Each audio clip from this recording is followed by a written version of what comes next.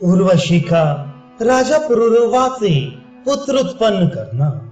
श्री रामचंद्र जी के मुख से कही गई यह कथा सुनकर शत्रु वीरों का संहार करने वाले लक्ष्मण उद्दीप्त तेज वाले श्री रघुनाथ जी से हाथ जोड़कर बोली, ककत कुलभूषण, वे ब्रह्म ऋषि और वे भोपाल दोनों देवताओं के भी सम्मान पात्र थे। उन्होंने अपने शरीरों का त्याग करके फिर नूतन शरीर कैसे ग्रहण किया? लक्ष्मण के इस प्रकार पूछने पर इक्ष्वाकु कुल नंदन महातेजस्वी पुरुष प्रवर श्री राम ने उनसे इस प्रकार कहा, सुमित्रा नंदन, एक दूसरे के श्राप से देह त्याग करके तपस्या के धनी वे धर्मात्मा राज ऋषि और ब्रह्म ऋषि वायु रूप हो गए। महातेजस्वी महामुनि वशिष्ठ शरीर रहित हो जाने पर दूसरे शरीर की प्राप्ति के लिए अपने पिता ब्रह्मा जी के पास गए। धर्म के ज्ञाता वायु रूप वशिष्ठ जी ने देवादिदेव ब्रह्मा जी के चरणों में प्रणाम करके उन पितामह से इस प्रकार कहा, ब्रह्मांड कटाह से प्रकट हुए देवादिदेव महादेव भगवान, मैं राजा निमि के श्राप से देहहीन हो गया हूँ, अतः वायु रूप में रह रहा हूँ। प्रभु, समस्त देहहीनों को महान दुख होता है और होता रहेगा, क्योंकि देहहीन प्राणी के सभी कार्य लुप्त हो जाते हैं। अतः दूसरे शरीर की प्राप्ति के लिए आप मुझ पर कृपा करें।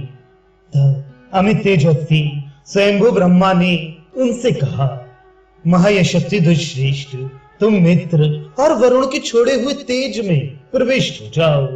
वहां जाने पर भी तुम अयोनिज रूप से ही उत्पन्न होगे और महान धर्म से युक्त हो पुत्र रूप से मेरे वश में आ जाओगी। मेरे पुत्र होने के कारण तुम्हें पूर्ववत प्रजापति का वध प्राप्त होगा। ब्रह्मा जी के ऐसा कहने पर उनके चरणों में प्रणाम तथा उनकी परिक्रमा करके वायु रूप वशिष्ठ जी वरुण लोक को चले गए। उन्हीं दिनों मित्र देवता भी वरुण के अधिकार का पालन कर रहे थे। वे वरुण के साथ रहकर समस्त दिव्यश्वरों द्वारा पूजित होते थे। इसी समय अप्सराओं में श्रेष्ठ उर्वशी सखियों से घिरी हुई अकस्मात उस स्थान पर आ गई। उस परम सुंदरी अप्सरा को क्षीर सागर में नहाती और जल क्रीड़ा करती देख वरुण के मन में उर्वशी के लिए अत्यंत उल्लास प्रकट हुआ। उन्होंने प्रफुल्ल कमल के समान नेत्र और पूर्ण चंद्रमा के समान मनोहर मुख वाली उस सुंदरी अप्सरा को समागम के लिए आमंत्रित किया। तब उर्वशी ने हाथ जोड़कर वरुण से कहा, सुरेश्वर, साक्षात मित्र देवता ने पहले से ही मेरा वरण कर दिया है।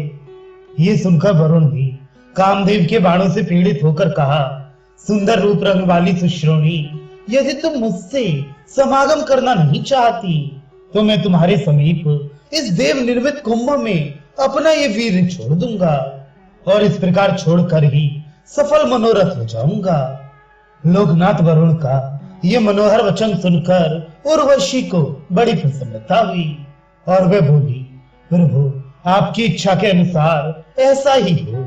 मेरा हृदय विशेषतः आप में अनुरक्त है और आपका अनुराग भी मुझ में अधिक है, इसलिए आप मेरे उद्देश्य से उस कुंभ में वीर्यदान कीजिए। इस शरीर पर तो इस समय मित्र का अधिकार हो चुका है। उर्वशी के ऐसा कहने पर वरुण ने प्रज्वलित अग्नि के समान प्रकाशमान अपने अत्यंत अद्भुत तेज वीर्य को उस कुंभ में डाल दिया। तदनंतर उर्वशी उस स्थान पर गई जहां मित्र देवता विराजमान थे। उस समय मित्र अत्यंत कुपित हो उस उर्वशी से इस प्रकार बोले, दुराचारणी, पहले मैंने तुझे समागम के लिए आमंत्रित किया था, फिर किस लिए तूने मेरा त्याग किया और क्यों दूसरे पति का वरण कर लिया? अपने इस पाप के कारण मेरे क्रोध से कलुषित हो तू कुछ काल तक मनुष्य लोक में जाकर निवास करेगी। दुर्बुद्धि, बुद्ध के पुत्र राज ऋषि पुरुरवा जो काशी देश के राजा हैं, उनके पास चली जा, वे ही तेरे पति होंगे। तब वह श्राप दोष से दूषित हो प्रतिष्ठानपुर में बुद्ध के औरस पुत्र पुरुरवा के पास गई।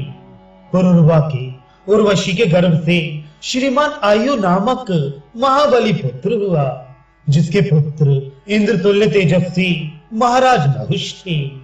वृत्रासुर पर वज्र का प्रहार करके जब देवराज इंद्र ब्रह्म हत्या के भय से दुखी हो छिप गए थे, तब नहुष ने ही 1,00,000 वर्षों तक इंद्र पद पर प्रतिष्ठित हो त्रिलोकी के राज्य का शासन किया था।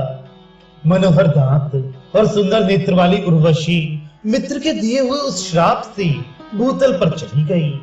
वहां वह सुंदरी बहुत वर्षों तक रही। फिर श्राप का क्षय होने पर इंद्र सभा में चली गई।